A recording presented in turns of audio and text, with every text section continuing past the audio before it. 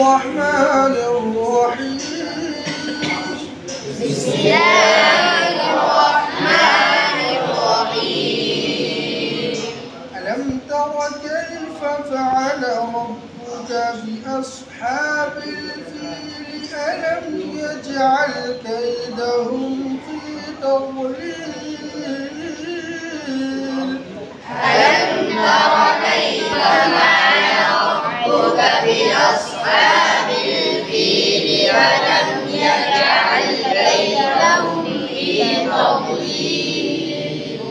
وأرسل عليهم طيرا أبابيل ترميهم بحجارة من سجيل. وأرسل عليهم طيرا أبابيل ترميهم بحجارة من سجيل فجعلهم كعصف مأكول.